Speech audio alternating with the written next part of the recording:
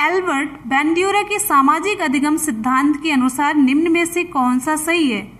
ये सभी एग्जाम में क्वेश्चन पूछे गए क्वेश्चन है, सभी मैंने डिफरेंट एग्जाम से इसे कलेक्ट किया हुआ, तो आप लोग ध्यान से इसे पढ़ लीजिए, बहुत ही इंपॉर्टेंट वीडियो है। एल्बर्ट बैंड्यूरा के सामाजिक अधिगम सिद्धांत के अनुसार निम्न में से कौन सा सही है? विकल्प आप लोग आराम से पढ़िए। तो यहाँ पे हमारा विकल्प सही होता है ए, बच्चों के सीखने के लिए प्रतिरूपण एक मुख्य तरीका है। ठीक है, ऑप्शन हमारा सही होता है ए। बैंड्यूरा के अनुसार जब बच्चा कुछ सीखता है तो सबसे पहले वह किसी को प्रतिरूपण के रूप में रखता है, फिर उसके बाद वह सीखना शुरू करता है। ऑप्शन हमारे यहाँ पे सही होता है। अगले क्वेश्चन की तरफ चलते हैं। एल्बर्ट बैंड्यूरा निम्न में से किस सिद्धांत से संबंधित है? ऑप्शन हमारा कौन सा सही होता है? ऑप्शन यहाँ पे हमारा सही होता है ए, सामाजिक अधिगम सिद्धांत। सामाजिक अधिगम सिद्धांत बैंड्यूरा ने दिया, कब दिया गया? 1969 से 71 में दिया गया। इस सामाजिक अधिगम सिद्धांत ये अधिगम के संज्ञानात्मक क्षेत्र के सिद्धांत के अंतर्गत आता है। ये क्वेश्चन पूछा गया है, जो सामाजिक अधिगम सिद्धांत है अधिगम के किस क्षेत्र के सिद्धांत के अंतर्गत आता है? तो आपका विकल्प सही होगा संज्ञानात्मक। ध्यान दीजिएगा, इंपॉर्टेंट क्वेश्चन है। संज्ञानात्मक क्षेत्र के अंतर्गत आता है और इस सिद्धांत के अनुसार क्या होता है आप सभी जान रहे हैं, व्यक्ति जो कुछ भी सीखता है वह दूसरों को देखकर, सुनकर, वह समझकर सीखता है। ठीक है, अगला क्वेश्चन आप सभी की स्क्रीन पे, आप लोग फटाफट से रिप्लाई कीजिएगा। फ्रेंड्स, आप सभी लोग वीडियो को जरूर लाइक करते रहिएगा। हम आपके लिए अगर इतनी मेहनत करें तो आप थोड़ी सी मेहनत लाइक के बटन को प्रेस करके और एक शेयर करके जरूर कीजिएगा। तो नेक्स्ट क्वेश्चन है, निम्न में से कौन सा युग्म सही नहीं है? कौन सा युग्म सही नहीं है आपको बताना है। क्वेश्चन आप लोग हमेशा ध्यान से पढ़िए, नहीं पूछा जा रहा है, ध्यान से पढ़िए। विकल्प आप सभी के सामने है। तो यहाँ पे हम सभी का ऑप्शन यहाँ पे सही होता है डी, सीखने का समग्र सिद्धांत। ठीक है, सीखने के समग्र सिद्धांत को हम अंतर्दृष्टि या सोच का सिद्धांत भी कहते हैं, पहले नंबर की बात। और इस सिद्धांत का प्रतिपादन किसने किया? गेस्टाल्टवादी मनोवैज्ञानिकों ने किया था, कोहलर, कुफ्का, ये सभी। जबकि हल ने सीखने के प्रबलन सिद्धांत का क्या किया था? प्रतिपादन। ये प्रबलन सिद्धांत का प्रतिपादन हल ने किया था। ठीक है, अगले क्वेश्चन की तरफ चलते हैं। साथ साथ में आप लोग अपनी स्कोरिंग जरूर करते रहिएगा, आप लोग कितना स्कोर कर पाए, और बिना चीटिंग के आप लोग जरूर अपने स्कोर को कमेंट सेक्शन में जरूर बताइएगा। ठीक है, चलिए अगले क्वेश्चन की तरफ चलते हैं। क्षेत्र सिद्धांत निम्न में से किस वर्ग का सिद्धांत है? क्षेत्र सिद्धांत निम्न में से किस वर्ग का सिद्धांत है? ऑप्शन यहाँ पे हमारा कौन सा सही होता है? वेरी गुड, ऑप्शन यहाँ पे हमारा सही होता है डी, गेस्टाल्टवादियों का। क्षेत्र सिद्धांत निम्न में से किस वर्ग का सिद्धांत? ऑप्शन हमारा सही होता है डी, गेस्टाल्टवादियों का। अधिगम संबंधी क्षेत्र सिद्धांत किसके द्वारा प्रतिपादित किया गया? पहला क्वेश्चन आपका यहाँ पे और तैयार होता है कुर्ट लेविन के द्वारा। कुर्ट लेविन के द्वारा। लेविन एक गेस्टाल्टवादी मनोवैज्ञानिक है। देखिए कितने स्टैंडर्ड क्वेश्चन है, क्वेश्चन का लेवल यहाँ पे बहुत स्टैंडर्ड है। तो क्षेत्र सिद्धांत निम्न में से किस वर्ग का सिद्धांत है? गेस्टाल्टवादी। तो यहाँ से आप देखिए किसका प्रतिपादन किसने किया था? कुर्ट लेविन ने किया था। लेविन कैसे मनोवैज्ञानिक थे? गेस्टाल्टवादी थे। ठीक है, अगला क्वेश्चन, लेविन का क्षेत्र सिद्धांत क्या है? मेनली वो कहते हैं मानव व्यवहार जो है व्यक्ति और वातावरण दोनों का प्रतिफल है। अगला क्वेश्चन है आप सभी की स्क्रीन पे, दूसरे व्यक्ति के बाह्य व्यवहार की नकल है। दूसरे व्यक्ति के बाह्य व्यवहार की नकल है क्या? सीखना, अनुकरण, कल्पना, चिंतन। ऑप्शन हमारा कौन सा सही होता है? ऑप्शन यहाँ पे हमारा सही होता है बी। फ्रेंड्स, आप सभी लोग वीडियो को लाइक जरूर करते रहिए, जितने भी लोग देख रहे हैं वीडियो को लाइक जरूर कीजिए। ऑप्शन यहाँ पे हमारा सही होता है बी, अनुकरण। दूसरे व्यक्तियों के बाह्य व्यवहारों की नकल करना ही क्या कहलाता है? अनुकरण। सिंपल से ये डेफिनेशन के आधार पर क्वेश्चन पूछा गया। अगला क्वेश्चन है, अधिगम का व्यवहारिक सिद्धांत निम्न है। अधिगम का व्यवहारिक सिद्धांत निम्न है। आप सभी की स्क्रीन पे क्वेश्चन है, विकल्प आप सभी के सामने है। तो कौन सा ऑप्शन हमारा सही होगा? ऑप्शन यहाँ पे हमारा सही होता है डी, उपरोक्त सभी। अधिगम का व्यवहारिक सिद्धांत कौन कौन सा है? अधिगम के व्यवहारिक सिद्धांत के अंतर्गत स्किनर का क्रिया प्रसूत सिद्धांत, संबंध प्रतिक्रिया सिद्धांत और ये सारे प्रबलन के सिद्धांत ये सभी आते हैं। ठीक है, ये तीनों विकल्प हमारा सही होता है। अधिगम का व्यवहारिक सिद्धांत निम्न में, तो तीनों अधिगम के व्यवहारिक सिद्धांत हैं। अगला क्वेश्चन है, अधिगम के लिए क्या आवश्यक है? अधिगम के लिए क्या आवश्यक है? स्वानुभव, स्वचिंतन, स्वक्रिया, उपर्युक्त सभी। ऑप्शन हमारा कौन सा सही होता है? ऑप्शन हमारे यहाँ पे सही होता है डी, वेरी गुड। आप सभी को पता है अधिगम एक प्रक्रिया है जिसके द्वारा बालक में समझ विकसित होती है, जो समस्या के समाधान में सहायक होती है। और अधिगम का मेनली मतलब होता है सीखना, और ये कई प्रकार से हो सकता है। स्वचिंतन, स्वक्रिया, निर्देशन, परामर्श, ये सभी। अगला क्वेश्चन है, देखिए आप सभी के सामने स्क्रीन पे क्वेश्चन है, अपने आसपास के वातावरण के साथ सामंजस्य बैठाने की क्षमता से बुद्धिमत्ता का संबंध जोड़ने वाला मनोवैज्ञानिक था। अपने आसपास के माहौल के साथ सामंजस्य बैठाने की क्षमता से बुद्धिमत्ता का संबंध जोड़ने वाला मनोवैज्ञानिक था। ऑप्शन हमारा कौन सा सही होगा? ऑप्शन यहां पे हमारा सही होता है, वेरी गुड, जीन पियाजे। जीन पियाजे अपने आसपास के वातावरण के साथ सामंजस्य बैठाने की क्षमता को बुद्धि के साथ जोड़ने का प्रयास करने वाले मनोवैज्ञानिक थे। ठीक है, अगला क्वेश्चन है, जीन पियाजे ने बुद्धि के संबंध में संज्ञानात्मक विकास के सिद्धांत का प्रतिपादन किया। यहां से ये क्वेश्चन पूछा जाता है, संज्ञानात्मक विकास प्लस इसके साथ साथ इसमें अवस्था पूछी जाती है। जीन पियाजे के बारे में कभी डिटेल थ्योरी कभी भी नहीं पूछी जाती, तो जो पूछा जाए वही पढ़िए, बिना मतलब डिटेल पढ़ने की कोई जरूरत नहीं है।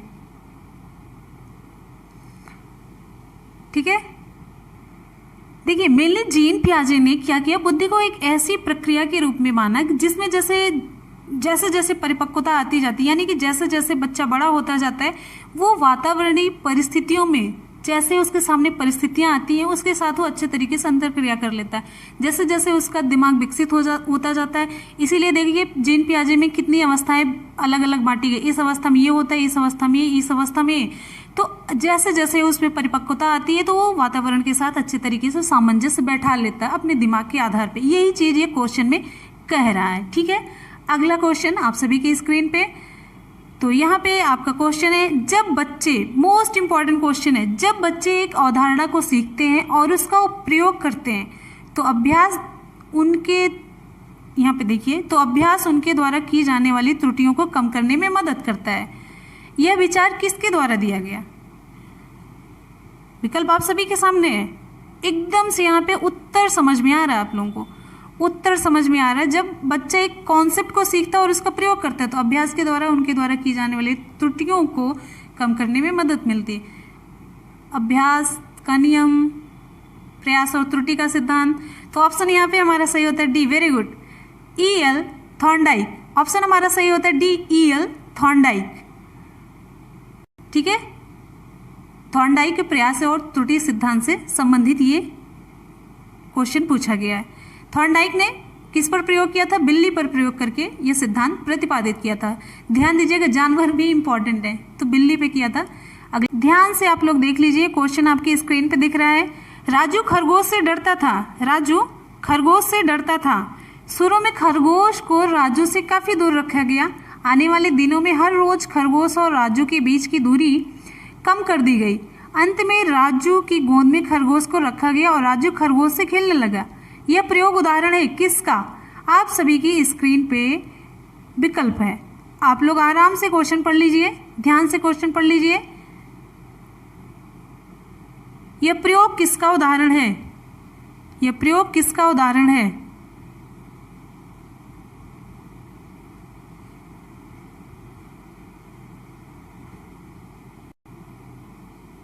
ऑप्शन यहाँ पे हमारा सही होता है बी। ऑप्शन यहाँ पे हमारा सही होता है बी, शास्त्रीय अनुबंध सिद्धांत का। शास्त्रीय अनुबंध सिद्धांत का ये उदाहरण है। किसी व्यक्ति का किसी अन्य से संबंधों में प्रगाढ़ता शास्त्रीय अनुबंध सिद्धांत कहलाता है। इस सिद्धांत के अंतर्गत क्या होता है, दो व्यक्ति या वस्तुओं में आत्मीयता बढ़ती जाती है। बस इतने आसान सेंटेंस में आप लोग इस नियम को जान लीजिए। अगला क्वेश्चन आप सभी की स्क्रीन पे, क्लासिकल स्थिति का प्रतिपादन कौन था? क्लासिकल स्थिति का प्रतिपादक कौन था? Most important question. Skinner, Pavlov, Watson, Thorndike. Friends, आप सभी लोग वीडियो को लाइक करते रहिएगा, लाइक का बटन जरूर प्रेस कीजिएगा और अपने दोस्तों में व्हाट्सएप और फेसबुक ग्रुप पे एक शेयर जरूर कीजिएगा, ठीक है। ऑप्शन हमारे यहाँ पे सही होता है बी, पैवलव। क्लासिकल स्थिति का प्रतिपादन पैवलव द्वारा किया गया था, जिसे शास्त्रीय अनुकूलन का सिद्धांत भी कहते हैं, और यह प्रयोग कुत्ते पर किया गया, अभी मैंने आपको बताया। अगला क्वेश्चन, पुनर्बलन। अगला क्वेश्चन आप सभी की स्क्रीन पे, आंशिक पुनर्बलन क्या होता है? अब विकल्प के अकॉर्डिंग आंशिक पुनर्बलन, विकल्प के अकॉर्डिंग आप लोग ऑप्शन चूज करिए। कौन सा ऑप्शन यहाँ पे हमारा सही होगा? ऑप्शन यहाँ पे हमारा सही होता है डी, आंशिक पुनर्बलन सतत पुनर्बलन की अपेक्षा अधिक प्रभावी होता है। आंशिक पुनर्बलन से क्या मतलब होता है? आंशिक पुनर्बलन से अभिप्राय कई सही अनुक्रियाओं के उपरांत पुनर्बलन देने से है। यह सतत पुनर्बलन की अपेक्षा अधिक प्रभावी होता है। ऑप्शन हमारे यहाँ पे सही होता है डी। नेक्स्ट क्वेश्चन की तरफ चलते हैं। नेक्स्ट हमारा क्वेश्चन है, सकारात्मक दंड का निम्न में से कौन सा उदाहरण है? सकारात्मक दंड का निम्न में से कौन सा उदाहरण है? विकल्प आप सभी के सामने है। वेरी गुड, ऑप्शन यहां पे हमारा सही होता है। ऑप्शन हमारा कौन सा सही होता है?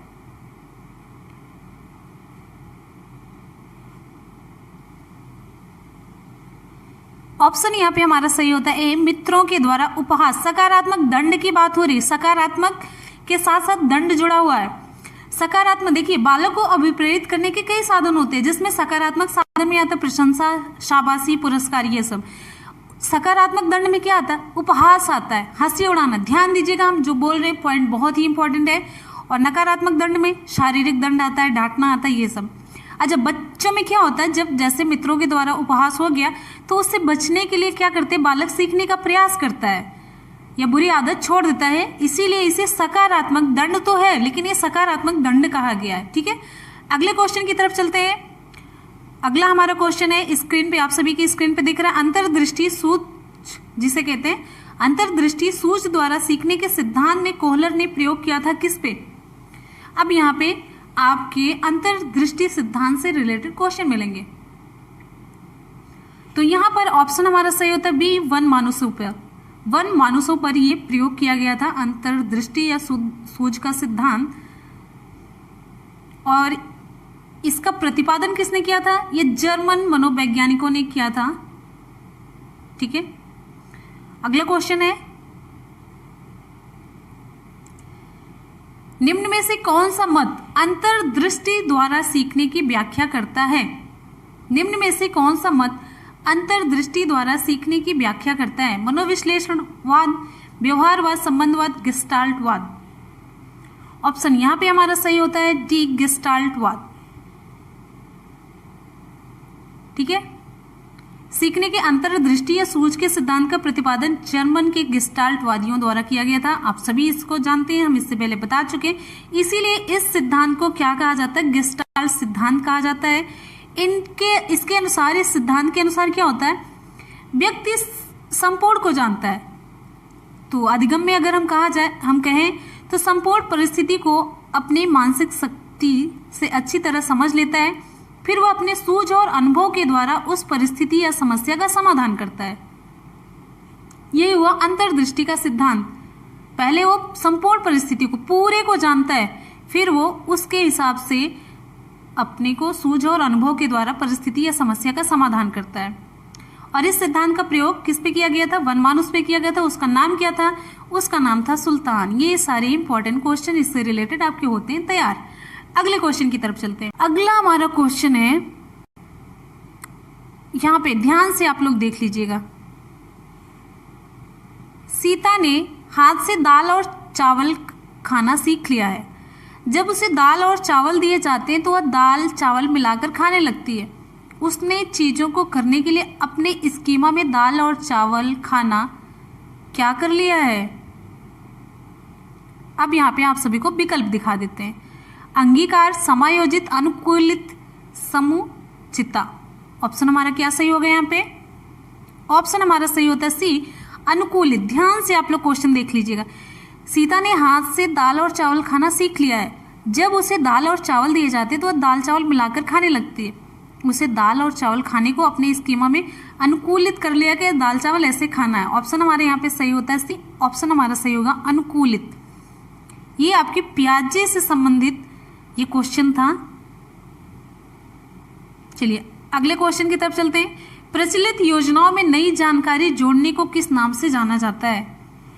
प्रचलित योजनाओं में नई जानकारी जोड़ने को किस नाम से जाना जाता है? समायोजन, साम्यधारण, आत्मसातीकरण, संगठन। ऑप्शन हमारा यहाँ पे सही होता है सी, आत्मसातकरण। प्रचलित योजनाओं में जब कोई नई योजना जोड़ी जाती है तो उसे हम आत्मसातकरण कहते हैं। और जब देखिए समायोजन किसे कहते हैं? दोनों में आत्मसातकरण और समायोजन में अंतर है। जब प्रचलित योजना में कोई नई योजना जोड़ी जाती है तो उसे आत्मसातकरण कहते हैं, जबकि प्रचलित योजना के साथ साथ कोई नई योजना संचालित की जाती है जिनका उद्देश्य लगभग समान होता है तो इसे समायोजन कहा जाता है। ठीक है, तो ऑप्शन यहाँ पे हमारा सही होता है सी। अगला क्वेश्चन, यहाँ पे आप लोग ध्यान से क्वेश्चन पढ़िएगा। एक शिक्षिका अपने शिक्षार्थियों को इस रूप में मदद करना चाहती है कि वे एक स्थिति की अनेक दृष्टिकोणों से सराहना कर सकें और विभिन्न समूहों में एक स्थिति पर वाद विवाद करने के अनेक अवसर उपलब्ध कराती है। वाइगोत्स्की के परिप्रेक्ष्य के अनुसार उसके शिक्षार्थी विभिन्न दृष्टिकोणों को फिल इन द ब्लैंक करेंगे और अपने तरीके से उस स्थिति के अनेक परिप्रेक्ष्य विकसित करेंगे। आप लोग ध्यान से क्वेश्चन पढ़ लीजिए। आप लोगों को थोड़ा सा टाइम इसमें दे रहे हैं, आप लोगों को इसमें थोड़ा सा टाइम देंगे। आप लोग क्वेश्चन पढ़ लीजिए, फिर विकल्प आप सभी के सामने होगा। विकल्प भी आप लोगों को दिखाते चलते हैं। तो यहाँ पे देखिए विकल्प भी है, तर्कसंगत, आत्मसात, निर्माण, सक्रियकरण। ऑप्शन यहाँ पे हमारा सही होता है बी, आत्मसात। वाइगोत्स्की के परिप्रेक्ष्य में वाद विवाद में सभी विद्यार्थी विभिन्न दृष्टिकोणों को आत्मसात करते हैं और फिर उन्हें अपने तरीके से देखने का प्रयास करते हैं। ऑप्शन हमारा सही होता है बी, आत्मसात। अगला क्वेश्चन, जीन पियाजे के अनुसार प्रारूप स्कीमा निर्माण वर्तमान योजनाओं के अनुरूप बनाने हेतु नवीन जानकारी में संशोधन और नवीन जानकारी के आधार पर पुरानी योजनाओं में संशोधन के परिणाम के रूप में घटित होता है।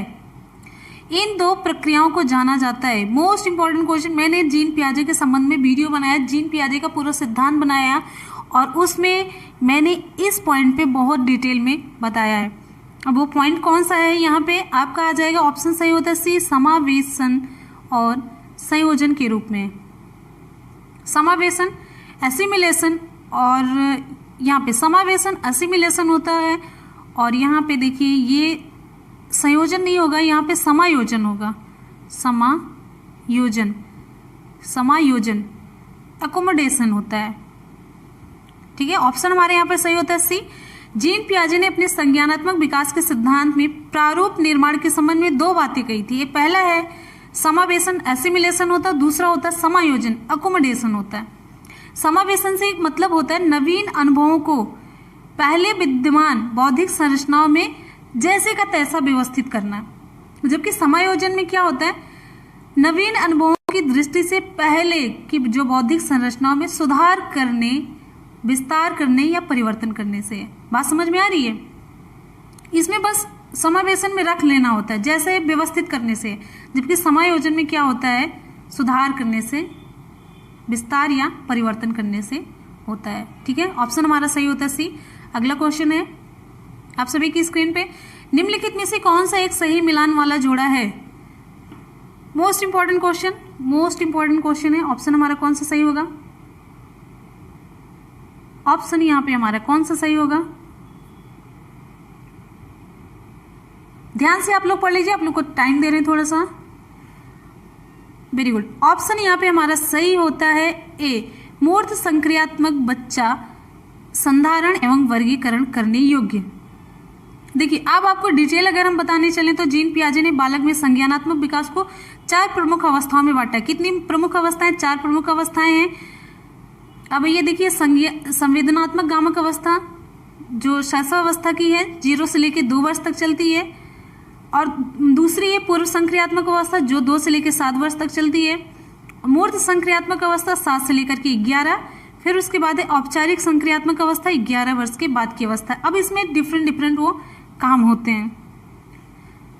वीडियो थोड़ा सा बड़ा हो जाएगा, ठीक है। अनीशा और अमित कक्षा में पढ़ते हैं। अनीशा ने अमित को कहा कि यदि उनकी कक्षा में प्रत्येक विद्यार्थी को गणित के अंकों में 5 की वृद्धि की जाए और औसत में 5 की वृद्धि होगी, तो औसत में 5 की वृद्धि होगी। उसने आगे यह भी कहा कि यह सभी संख्याओं के लिए सही होगा। अमित इससे सहमत नहीं हुआ और अनीसा ने 5 के स्थान पर यल लेकर इसे सिद्ध किया। अनीसा ने उपयोग किया, किस विधि का उपयोग किया? कौन सा ऑप्शन सही होता है? ऑप्शन हमारा यहाँ पे सही होता है। फ्रेंड्स आपको हम 2 से लेकर 4 सेकेंड का टाइम देंगे जिससे कि आप लोग क्वेश्चन पढ़ के ऑप्शन चूज कर सकें। तो यहाँ पे हमारा ऑप्शन सही होता है ए, निगमन तर्क का। देखिए जब किसी प्रश्न या गणितीय कथन को चर पदों की सहायता से यानी कि x, y, n ये सब मानकर हल करते हैं या सिद्ध करते हैं तो क्या कहलाता है? निगमन कहलाता है। ठीक है, यहाँ पे आपको क्लियर होना चाहिए। मोस्ट इंपॉर्टेंट क्वेश्चन है। नेक्स्ट क्वेश्चन की तरफ चलते हैं। क्वेश्चन नंबर 2, तकनीकी पर आधारित खेलों जिनमें संख्याओं के गुणनखंड या द्वित आयाती आकृतियों को जोड़कर नई आकृति बनाना ये सब होता है, इनका प्रयोग।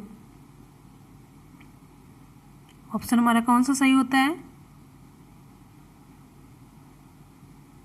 ऑप्शन यहाँ पे हमारा सही होता है।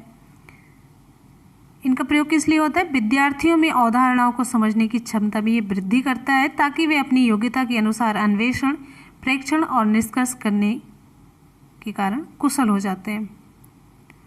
विद्यार्थियों को मौखिक रूप से बताए गए कथनों की अपेक्षा खेलों से यानी कि अगर हम कोई एक्टिविटी करके क्रियात्मक कार्यों से समझाने में ज़्यादा आसानी होती है, जिससे उनमें जो अवधारणाएं होती है उसको समझने की क्षमता में वृद्धि होती है। तो ऑप्शन हमारा यहाँ पे सही होता है।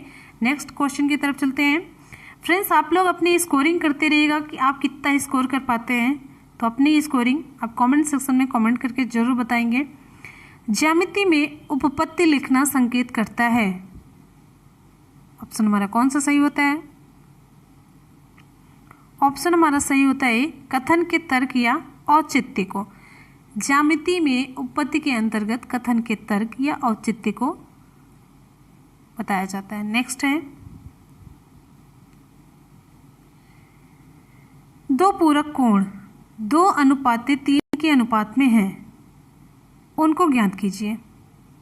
कक्षा 5 की NCERT की पाठ्यपुस्तक के उपरोक्त प्रश्न का संदर्भ है, क्या है? ऑप्शन हमारा सही होता है। ऑप्शन हमारा सही होता है यहाँ पे बी, उच्चतर श्रेणी का विचार है, क्योंकि ये अपेक्षा करता है कि दी हुई जानकारी की व्याख्या की जाए, इसका विश्लेषण किया जाए और इसके प्रयोग से वांछित जानकारी प्राप्त की जाए। ऑप्शन हमारा सही होता है बी। ठीक है, नेक्स्ट क्वेश्चन की तरफ चलते हैं। गणित की परियोजनाओं के बारे में निम्नलिखित में से कौन सा कथन सही नहीं है? कौन सा कथन सही नहीं है? क्वेश्चन आप लोगों को ध्यान से पढ़ना, कहीं कहाँ पे हाँ पूछा जा रहा है, कहाँ पे नहीं पूछा जा रहा है। तो ऑप्शन यहाँ पे हमारा कौन सा सही होगा? ऑप्शन हमारा सही होता है सी, वे गणित में अंक प्राप्त करना आसान करते हैं। गणित की जो परियोजनाएं होती हैं विद्यार्थियों में समस्या समाधान कौशल, अन्वेषण कौशल, इन सब का विकास करती है, न कि गणित में अंक प्राप्त करने को आसान करती है। तो ऑप्शन हमारे यहाँ पे होता है सही सी। नेक्स्ट क्वेश्चन की तरफ चलते हैं। निम्नलिखित में से एक निश्चित आकृति तथा परिणाम व्यक्त करने के लिए उपयुक्त होता है। ऑप्शन हमारा कौन सा सही होगा? क्वेश्चन नंबर 6 का हमारा ऑप्शन सही होता है B, black board. Next question पे, गणित में प्रदर्शन उल्लेख नहीं करता है। गणित में प्रदर्शन उल्लेख नहीं करता है। ऑप्शन कौन सा सही होगा? ऑप्शन हमारा सही होता है डी, दो चरों के मध्य संबंध को समीकरण में व्यक्त करना। गणित में प्रदर्शन दो चरों के मध्य संबंध को समीकरण के रूप में व्यक्त करने का उल्लेख नहीं करता है, क्योंकि समीकरण के चरों का मान निश्चित नहीं होता है और इसे ज्यामितीय रूप में प्रदर्शित नहीं कर सकते। तो ऑप्शन हमारा यहाँ पे सही होता है डी। नेक्स्ट क्वेश्चन, आप लोग क्वेश्चन आराम से पढ़ लीजिए। जो एनसीईआरटी की प्रश्न प्रदर्शिका है उसमें पांचवी इकाई में चतुर्भुजों को समझना और ज्यामितीय प्रयोग के अंत में बहुत सारे क्रियाकलाप जैसे कि चौपड़ की रचना, चीनी पहेली की रचना इत्यादि दिए हुए हैं। तो इस प्रकार के कार्यों के उद्देश्यों में से एक उद्देश्य सहायता करना है। तो ऑप्शन हमारा कौन सा सही होगा?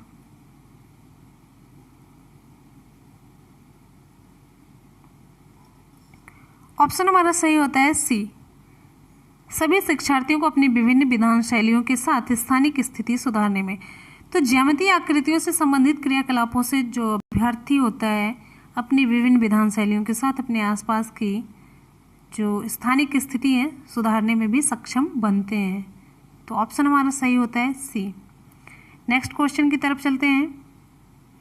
एक दी हुई संख्या को लगभग सैकड़े में निरूपित करने का अर्थ होता है कि, ऑप्शन हमारा कौन सा सही होगा? विकल्प आप लोग पढ़ लीजिए। तो ऑप्शन यहाँ पे हमारा सही होता है ए, 100 की सबसे बड़ी गुणित संख्या पाना जो कि संख्या से कम अथवा बराबर हो। नेक्स्ट क्वेश्चन की तरफ चलते हैं। प्राथमिक स्तर पर भाषा सिखाने की सर्वश्रेष्ठ विधि है। प्राथमिक स्तर पर भाषा सिखाने की सबसे अच्छी विधि कौन सी है? ऑप्शन हमारा सही होता है डी। क्वेश्चन नंबर 3 का हमारा ऑप्शन सही होता है डी, बच्चों को भाषा का प्रयोग करने के विविध अवसर देना। नेक्स्ट क्वेश्चन की तरफ चलते हैं। भाषा सिखाने के संबंध में निम्नलिखित में से कौन सा कथन सही है? ऑप्शन हमारा सही होता है ए, बच्चे स्कूल आने से पूर्व ही भाषाई पूंजी से लैस होते हैं। नेक्स्ट है, भाषा में आकलन की प्रक्रिया किसके लिए होती है? भाषा में आकलन की प्रक्रिया किसके लिए होती है? ये ऑप्शन के अकॉर्डिंग आप लोग देखिए, क्या पाठ के अंत में दिए गए अभ्यासों के माध्यम से होती है, सीखने सिखाने के दौरान में, यानी कि भाषा में आकलन की प्रक्रिया कब चलती रहती है या क्या जानने के लिए होती है, ये बताइए। तो ऑप्शन हमारा सही होता है बी, सीखने सिखाने के दौरान भी चलती रहती है। भाषा में आकलन की प्रक्रिया शिक्षण के समय सीखने सिखाने के दौरान भी चलती रहती है हमेशा। नेक्स्ट है, प्राथमिक स्तर की पाठ्य पुस्तकों का निर्माण करते समय आप किस बिंदु पर विशेष ध्यान देंगे? किस बिंदु पर आप विशेष ध्यान देंगे? ऑप्शन हमारा सही होता है बी, हिंदी भाषा के वैविध्यपूर्ण रूप शामिल हो, विविध रूप शामिल हो। नेक्स्ट क्वेश्चन की तरफ चलते हैं। भाषा अर्जित करने की प्रक्रिया में किसका महत्व सर्वाधिक है?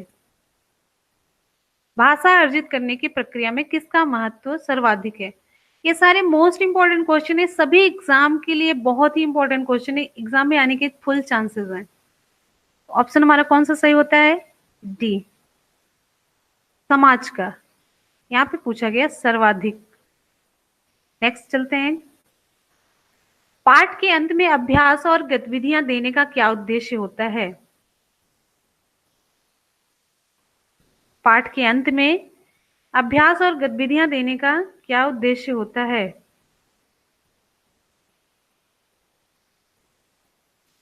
ऑप्शन हमारा कौन सा सही होता है? बच्चों को अभिव्यक्ति के अवसर देना। ठीक है, ए ऑप्शन हमारा सही होता है। नेक्स्ट क्वेश्चन की तरफ चलते हैं। पढ़ना सीखने की प्रक्रिया में किसकी भूमिका सर्वाधिक महत्वपूर्ण है? भाषा प्रयोगशाला की, बाल साहित्य के सार्थक प्रयोग की, पाठ्यपुस्तक की, भाषा परीक्षाओं की। ऑप्शन हमारा सही होता है बी, बाल साहित्य के सार्थक प्रयोग की। नेक्स्ट क्वेश्चन की तरफ चलते हैं। प्राथमिक स्तर पर भाषा शिक्षण का उद्देश्य यह है कि, प्राथमिक स्तर पर, प्राथमिक स्तर पर भाषा शिक्षण का क्या उद्देश्य है? ऑप्शन हमारा सही होता है सी, स्थितियों में भाषा का प्रभावी प्रयोग कर सकें। ठीक है, आराम से तीनों विकल्प आप छांट सकते हैं, तीनों विकल्प में से एक बेटर ऑप्शन आप चूज कर सकते हैं। ठीक है, नेक्स्ट क्वेश्चन की तरफ चलते हैं। एक समावेशी कक्षा में, एक समावेशी कक्षा में भाषा शिक्षक को किस बिंदु का सबसे अधिक ध्यान रखना चाहिए? Most important question.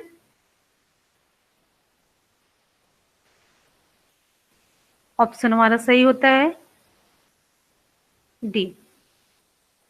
Next question, चाम्स्की के अनुसार कौन सा कथन सही है? चाम्स्की के अनुसार कौन सा कथन सही है?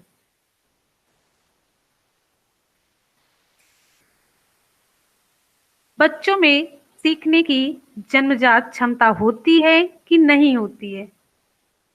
ऑप्शन हमारा सही होता है ए, बच्चों में सीखने की जन्मजात क्षमता होती है। ये चाम्स्की के अनुसार सही कथन है। नेक्स्ट क्वेश्चन की तरफ चलते हैं। नेक्स्ट हमारा है, भाषा अर्जित करने में वाइगोत्स्की ने किस पर सबसे अधिक बल दिया है? वाइगोत्स्की ने सबसे अधिक बल किस पे दिया है? ऑप्शन हमारा सही होता है यहाँ पे बी, समाज में होने वाले भाषा प्रयोगों पर। नेक्स्ट क्वेश्चन की तरफ चलते हैं। प्राथमिक स्तर पर, प्राथमिक स्तर पर एक भाषा शिक्षक के सर्वाधिक अपेक्षित है क्या? ऑप्शन हमारा कौन सा सही होता है? ऑप्शन हमारा यहाँ पे सही होता है सी। बहुत फास्ट तो नहीं हो रहा है, आप लोग वीडियो को जरूर लाइक करते रहिएगा। कक्षा और कक्षा के बाहर बच्चों को भाषा प्रयोग के लिए प्रोत्साहित करना। ठीक, आप लोग अपनी स्कोरिंग करते रहिएगा। ठीक है, नेक्स्ट है क्वेश्चन नंबर 15। बच्चों की भाषा का आकलन करने के लिए सबसे उचित तरीका कौन सा है? क्वेश्चन नंबर 15, बच्चों की भाषा का आकलन करने के लिए सबसे उचित तरीका क्या है? ऑप्शन हमारा सही होता है बी। नेक्स्ट है क्वेश्चन नंबर 16। प्राथमिक स्तर पर बच्चों की घर की भाषा को अपनी कक्षा में स्थान देना जरूरी है, क्योंकि घर की भाषा क्या होती है?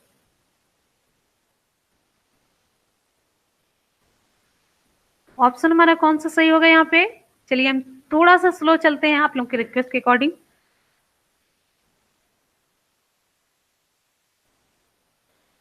ऑप्शन हमारा सही होता है सी। ठीक है, क्योंकि घर की भाषा बच्चे की भाषा ही पूजी है। नेक्स्ट है, भाषा सीखने सिखाने के संदर्भ में गृह कार्य का उद्देश्य होता है। गृह कार्य का क्या उद्देश्य होता है? ऑप्शन हमारा यहाँ पे सही होता है ए, सीखने को विस्तार देना। नेक्स्ट, भाषा अर्जन के संबंध में कौन सा कथन सत्य है? भाषा अर्जन के संबंध में कौन सा कथन सत्य है?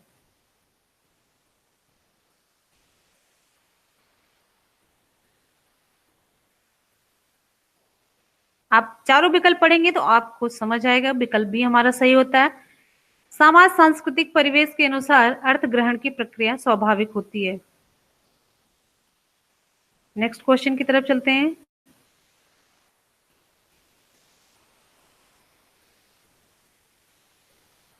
यहाँ पे आपका ऑप्शन सही हो जाता है, 17 का भी सही हुआ। 18 की तरफ आते हैं। भाषा विकास के संबंध में कौन सा कथन सही नहीं है? यहाँ पे पूछा जा रहा है नहीं है। आप लोग क्वेश्चन बहुत ध्यान से पढ़ा करिए, आधा पढ़ते पढ़ते ही आप लोग उत्तर दे देते हैं। तो यहाँ पे देख लिया करिए सही पूछा है कि सही नहीं पूछा है। ठीक है, ऑप्शन हमारा कौन सा सही होता है? नहीं के संदर्भ में ऑप्शन हमारा सही होता है ए। नेक्स्ट, प्राथमिक स्तर पर बच्चों की भाषा सिखाने का सर्वोपरि उद्देश्य है?